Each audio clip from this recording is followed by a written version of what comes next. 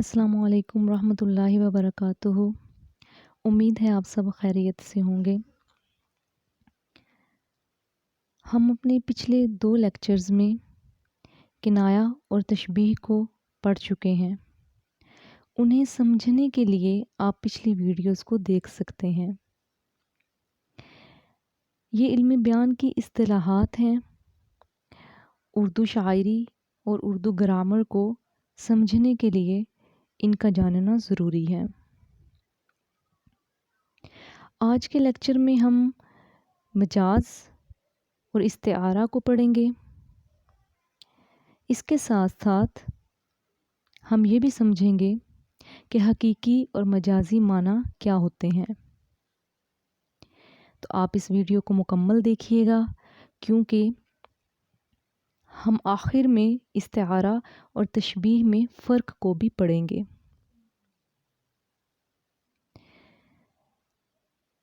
तो यहाँ आज के टॉपिक में मजाज का बयान है।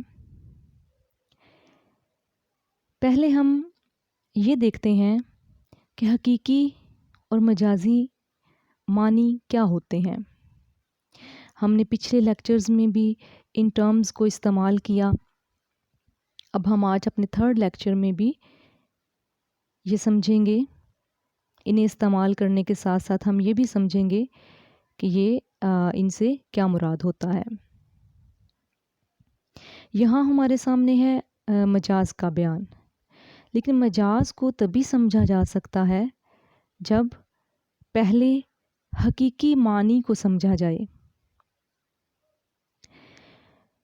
तो इसकी डेफिनेशन देख लेते हैं।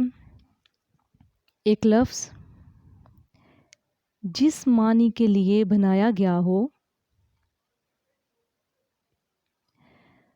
यानी वज़ा किया गया हो, वो मानी उस लफ्ज़ का हकीकी मानी कहलाता है। तो हम इसे समझते हैं। हर लफ्ज़ जो भी बोला जाता है वो किसी न किसी मानी को ज़ाहिर करने के लिए बनाया गया होता है। यानी आम तौर पर जब भी वो लफ्ज़ बोला जाए तो मुराद उसका वही मानी होता है जिसके लिए उस लफ्ज़ को बनाया गया होता है। तो ऐसे उस लफ्ज़ के सुनने या पढ़ने वाले को फ़ौरन से कहने वाले की मुराद समझ में आ जाती है। ये मानी उस लफ्ज़ का हकीकी मानी कहलाता है। अब देखते हैं कि मजाजी मानी क्या होता है। हमने ये पढ़ा कि हर लफ्ज़ किसी न किसी मानी को ज़ाहिर करने के लिए बनाया गया होता है, वज़ा किया गया होता है। लेकिन जब उसी लफ्ज़ को हम किसी ऐसे मानी में इस्तेमाल करते हैं जिसके लिए उसको वज़ा ही नहीं किया गया, लेकिन कोई ऐसा ताल्लुक़ होता है, कोई ऐसी रीज़न होती है जिसकी बिना पर उस लफ्ज़ को किसी ऐसे दूसरे मानी में इस्तेमाल किया जा रहा होता है जिसके लिए वो वज़ा नहीं किया गया होता, तो वो दूसरा मानी उस लफ्ज़ का मजाजी मानी कहलाएगा। यानी अगर हम मुख्तसर बात करें तो हकीकी मानी किसी भी लफ्ज़ का वो वाला मानी है जिसके लिए उसे बनाया गया है, और मजाजी मानी किसी भी लफ्ज़ का वो मानी है जिसके लिए उस लफ्ज़ को वज़ा नहीं किया गया, बनाया नहीं गया, लेकिन कोई ऐसा करीना पेश आया, कोई ऐसा ताल्लुक़, कोई ऐसी वजह मौजूद थी जिसकी बिना पर उसे उस लफ्ज़ को उस दूसरे मानी में यानी मजाजी मानी में इस्तेमाल किया गया। तो अब हम यहाँ देखते हैं हकीकी और मजाजी मानी को समझने के बाद कि वो जो लफ्ज़ है जिसके ये दोनों मानी हैं, एक वो जिसके लिए उसे वज़ा किया गया हकीकी मानी, और एक वो जिसके लिए उसे वज़ा नहीं किया गया फिर भी वो वहाँ पे इस्तेमाल हो रहा है मजाजी मानी। तो अब ये लफ्ज़ क्या कहलाएगा? तो ये लफ्ज़ ख़ुद मजाज कहलाएगा, जो कि आज का हमारा जो टॉपिक है उसमें فرسٹ نمبر پہ آپ دیکھ رہے ہیں مجاز کا بیان. تو وہ لفظ جس کا مجازی اور حقیقی معنی ہم پڑھ رہے ہیں، سمجھ رہے ہیں، اس کے بارے میں وہ لفظ خود مجاز کہلائے گا. اب اگر ہم یہاں پہ دیکھیں تو جب کوئی لفظ اپنے حقیقی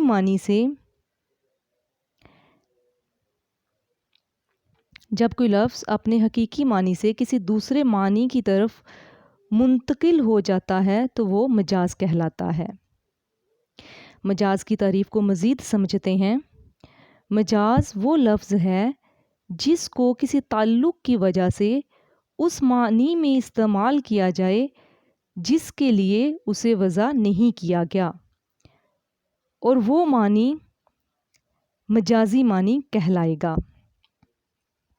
یعنی وہ لفظ خود تو مجاز کہلائے گا لیکن اس کا وہ دوسرا معنی مجازی معنی کہلائے گا.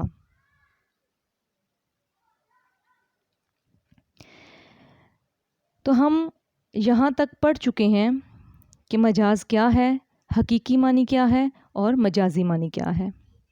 اب جب ہم یہ سمجھ چکے ہیں تو ہم استعارہ کو پڑھتے ہیں.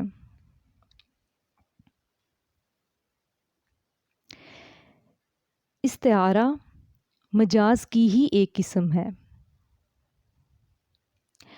جس میں ایک لفظ کو معنوی مناسبت کی وجہ سے دوسرے کی جگہ استعمال کیا جاتا ہے. استعارہ اوپر ہم پڑھ چکے کہ مجاز کیا ہے، تو یہ مجاز کی ایک قسم ہے. اس میں کیا ہوتا ہے، ایک لفظ کو معنوی مناسبت کی وجہ سے دوسرے کی جگہ استعمال کیا جاتا ہے.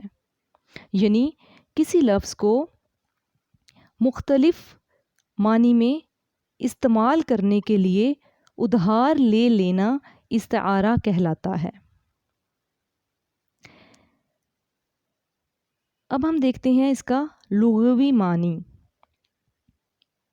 لغوی معنی ہے ادھار لینا، عارضی طور پر مانگ لینا. اصطلاحی معنی اگر ہم دیکھیں تو استعارہ اس لفظ یا چیز کو کہتے ہیں جو حقیقی معنی کی بجائے غیر حقیقی یعنی مجازی معنی میں استعمال ہو. ہر وہ لفظ، ہر وہ چیز، شے جو اپنے وضع کردہ معنی میں استعمال نہیں ہو رہا یا ہو رہی، جو کہ اس کا حقیقی معنی ہے، لغوی معنی ہے، تو جب وہ اس کے علاوہ کسی اور معنی میں استعمال ہوگا یعنی غیر حقیقی یا مجازی معنی میں، تو وہ لفظ جو ہے استعارہ کہلائے گا. اسی لیے ہم استعارہ کو مجاز کی ایک قسم کہتے ہیں. استعارہ وہ مجاز ہے یعنی وہ لفظ ہے جو غیر وضعی معنوں میں استعمال ہو. غیر وضعی معنی وہ والے معنی جن کے لیے اس لفظ کو وضع ہی نہیں کیا گیا. پہلی بات تو یہ کہ یہ وہ لفظ ہے جو غیر وضعی معنوں میں استعمال ہو، اور دوسری بات یہ کہ اس کے حقیقی اور مجازی معنوں میں تشبیہ کا تعلق بھی ہو. مثلاً اس بات کو مثال سے سمجھتے ہیں. اگر ماں اپنے بچے کو یہ کہے کہ میرا چاند آ گیا، اب وہ اپنے بچے کو چاند کہہ کے پکار رہی ہے، تو یہاں بچے کو چاند بول دینا استعارہ ہے، کیونکہ یہ جو لفظ چاند ہے یہ اپنے غیر وضعی معنوں میں استعمال کیا جا رہا ہے. یعنی چاند کو بچے کے لیے تو وضع کیا ہی نہیں گیا، یہ تو کسی اور شے کا نام ہے، کسی اور چیز کا نام ہے، لیکن یہاں پر اس لفظ کو اس کے مجازی معنوں میں استعمال کرتے ہوئے بچے کے لیے بولا جا رہا ہے، یعنی جن معنوں کے لیے وہ وضع ہی نہیں کیا گیا وہاں پہ اسے استعمال کیا جا رہا ہے، اسے ادھار لیا گیا ہے یہاں پر بولنے کے لیے۔ جو بچے کو چاند کہا گیا تو یہاں پہ چاند کا لفظ ادھار لیا گیا ہے، ٹمپریری آیا ہے، پرماننٹ نہیں ہے۔ تو یہاں پر چاند کیونکہ اپنے غیر حقیقی معنوں میں، غیر وضعی معنی میں استعمال ہو رہا ہے، حقیقی معنی میں استعمال نہیں ہو رہا، نہیں کیا جا رہا، اسی لیے یہاں پر بچے کو چاند بول دینا استعارہ ہے۔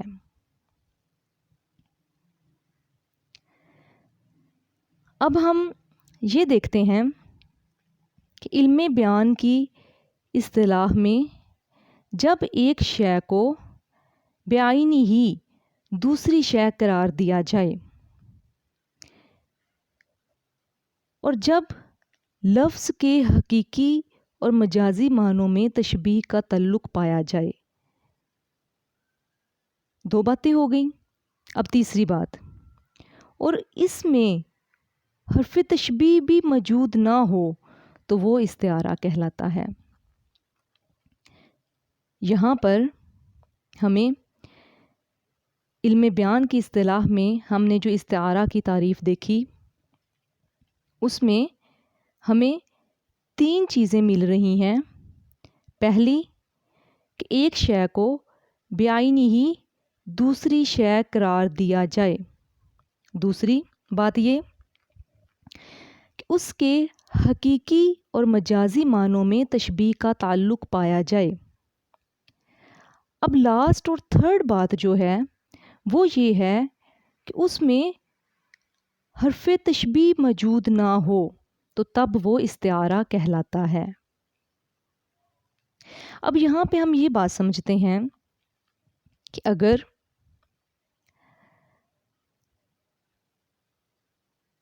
حقیقی اور مجازی معنوں میں تشبیہ کا تعلق بھی پایا جا رہا ہے تو پھر وہ استعارہ کیسے ہے؟ یہ بات تو ہمیں تشبیہ میں بھی نظر آتی ہے۔ جیسے اب یہاں پہ مثال کے ساتھ سمجھتے ہیں، علی شیر ہے، تو یہاں پہ علی کو شیر بولا گیا ہے کس بنا پر؟ کسی معنوی مناسبت کی بنا پر، کسی مناسبت کے اعتبار سے، کسی تعلق کی بنا پر۔ یہ بات ہمیں تشبیہ میں بھی ملتی ہے کہ کوئی مشترکہ صفت اگر 2 چیزوں میں پائی جائے، 2 الگ الگ چیزوں میں ہمیں کوئی مشترکہ خوبی یا صفت نظر آئے تو وہ کیا کہلائے گی؟ اس کو ایک کو دوسرے کے ساتھ بیان کرنا تشبیہ کہلائے گا۔ یہاں پر بھی ہم یہی چیز دیکھ رہے ہیں۔ تو اب سمجھنے والی بات یہ ہے کہ پھر استعارہ اور تشبیہ میں فرق کیا ہے؟ تو اب ہم اسی پوائنٹ کی طرف آ رہے ہیں۔ ہم یہ دیکھتے ہیں استعارہ اور تشبیہ میں فرق۔ استعارہ کی بنیاد اگرچہ تشبیہ پر ہی ہے، مگر فرق یہ ہے کہ تشبیہ میں جب 2 الگ الگ چیزوں میں کوئی صفت یا خوبی مشترک ہو تو ایک چیز کو دوسری چیز جیسا قرار دیا جاتا ہے۔ اگر آپ نے تشبیہ والا لیکچر سنا ہو تو آپ سبھی اس بات کو اچھی طرح سمجھتے ہوں گے، جانتے ہوں گے کہ جب 2 الگ الگ چیزوں میں کوئی صفت یا خوبی مشترک آ جائے تو ایک چیز کو دوسری چیز جیسا قرار دیا جاتا ہے، نہ کہ ایک چیز کو وہی چیز کہا جائے۔ استعارہ میں کیا ہوتا ہے؟ استعارہ میں بھی یہ بات موجود ہے کہ کوئی صفت یا مشترک خوبی جو ہے ان کی بنا پر ایک چیز کو دوسری شے قرار دیا جا رہا ہے، لیکن فرق والی جو بات ہے وہ یہ ہے تشبیہ میں اس ایک چیز کو دوسری چیز جیسا قرار دیا جاتا ہے، جبکہ استعارہ میں ایک چیز کو مشترک خوبی ہونے کی بنا پر بعینی ہی یعنی ہو بہو بالکل ویسا دوسری چیز مان لیا جاتا ہے، دوسری چیز کے جیسا نہیں قرار دیا جاتا بلکہ دوسری چیز ہی کہہ دیا جاتا ہے۔ جیسے آپ یہاں پہ مثال میں دیکھیں، علی شیر ہے اور علی شیر کی طرح ہے۔ اب یہ والی جو مثال ہے ہمارے پاس، یہ ہے استعارہ۔ یہ جو سیکنڈ مثال ہے ہمارے پاس، علی شیر کی طرح ہے، یہ ہے تشبیہ۔ اور دونوں میں ڈفرنس آپ کو بالکل کلیئر نظر آ رہا ہے۔ یہاں پہ جو مشترک خوبی یا صفت پائی جا رہی ہے وہ ہے بہادری۔ بہادری یہاں پر بھی موجود ہے، سیکنڈ ایگزامپل میں بھی اور فرسٹ ایگزامپل میں بھی۔ ایک ایسی خوبی، ایک ایسا پوائنٹ جو دونوں میں مشترک ہے، لیکن یہاں پر اسی خوبی کی وجہ سے ہم علی کو شیر کی طرح قرار دے رہے ہیں، نہ کہ شیر، جبکہ استعارہ میں ہم علی کو شیر ہی کہہ دے رہے ہیں۔ جیسے آپ نے اوپر والی ایگزامپل میں دیکھا کہ ماں اپنے بچے کو چاند کہہ رہی ہے، نہ کہ چاند جیسا۔ اور اگر یہ کہا جائے، ماں اپنے بچے کو ایسے کہے کہ میرا بچہ چاند کی طرح ہے یا چاند جیسا ہے، تو وہ تشبیہ کہلائے گا۔ جب ڈائریکٹ چاند ہی کہہ دیا گیا تو اب وہ استعارہ بن گیا۔ کیونکہ ہم نے ایک مشترک خوبی کی بنا پر چاند کا لفظ جو ہے بچے کے لیے ادھار لے لیا۔ اور وہ مشترک خوبی کون سی ہے، صفت کون سی ہے؟ حسن، خوبصورتی، جس کی بنا پر ماں اپنے بچے کو چاند کہہ رہی ہے۔ بالکل اسی طرح ہم نے یہاں شیر کا لفظ علی کے لیے ادھار لے لیا اور اسے ڈائریکٹ شیر ہی کہہ دیا، نہ کہ شیر کی طرح۔ تو ڈائریکٹ کسی کو، ایک شے کو دوسری شے مان لینا، بول دینا کسی تعلق کی بنا پر، کسی معنوی مناسبت کی بنا پر، تو وہ استعارہ کہلائے گا۔ اور اگر ہم کسی کے جیسا قرار دیں گے تو وہ تشبیہ کہلائے گا۔ تو یہ استعارہ اور تشبیہ میں فرق تھا۔ امید ہے آپ کو سمجھ آ چکا ہوگا، اور انشاءاللہ ہم نیکسٹ لیکچر میں مجاز مرسل کو پڑھیں گے۔ یہ آج کا ہمارا لیکچر تھا جس میں ہم نے مجاز کو دیکھا کہ کیا ہوتا ہے، کسے کہتے ہیں، حقیقی اور مجازی معنی کو دیکھا، ان سے کیا مراد ہے، اور اس کے ساتھ ساتھ ہم نے استعارہ کو پڑھا کہ جس میں ہم کوئی لفظ ادھار لے لیتے ہیں کسی معنوی مناسبت کی بنا پر، اور پھر اسے ایک چیز کے لیے وہی لفظ بولا جاتا ہے، اسے وہی چیز قرار دیا جاتا ہے۔